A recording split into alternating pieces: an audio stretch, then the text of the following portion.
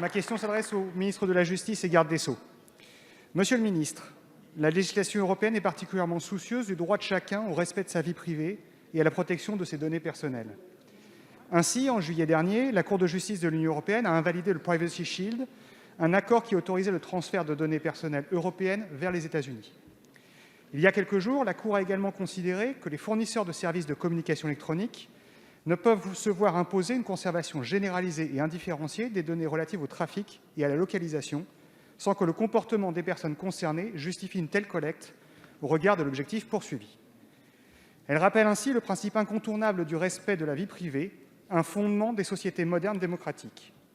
Cela signifie, monsieur le ministre, que notre législation sur ce point et les procédures qui en découlent ne sont pas en règle avec le droit européen. Les députés du groupe démocrate, très soucieux du respect de la vie privée, n'en ont pas moins constaté l'ampleur de l'inquiétude des enquêteurs et des magistrats. La collecte de ces données est en effet jugée cruciale, tant pour les investigations que pour les procès qui s'ensuivent. Ainsi, une vraie incertitude pèse sur les procédures pénales en cours, dont les éléments de preuve ont été obtenus par une conservation de données contraire au droit européen.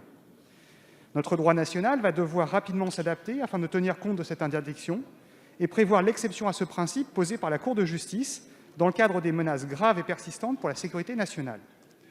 C'est pourquoi, devant une telle situation, qui n'avait pas été anticipée en dépit des alertes de notre groupe sur cette potentielle invalidation, pouvez-vous, monsieur le ministre, nous indiquer comment vous entendez mettre notre droit en conformité avec le droit de l'Union européenne et selon quel calendrier? Je vous remercie. Merci. La parole est à monsieur Éric Dupond-Moretti, garde des Sceaux, ministre de la Justice. Monsieur le Président, Mesdames, Messieurs les députés, Monsieur le député Latombe, lorsque nous avons à plusieurs reprises organisé des réunions ayant pour thème la sécurité, sous l'autorité du Premier ministre, du Président de la République, avec le ministre de l'Intérieur, contrairement à ce que vous dites, nous avions anticipé la jurisprudence qualifiée, appelée, vous le savez, Télé 2. Et la grande chambre de la Cour de justice de l'Union vient de confirmer cette jurisprudence. Mais vous le savez également, cet arrêt, qui est particulièrement touffu, prévoit un certain nombre d'exceptions, notamment en matière de protection de la sécurité intérieure et de lutte contre la grande criminalité. Alors, nous allons bien sûr continuer de travailler sur cette question en faisant évidemment très attention à, d'une part, la protection de la liberté individuelle et des données, bien sûr, et en même temps, il faut permettre absolument, obstinément, que la sécurité et que notre sécurité soient assurées.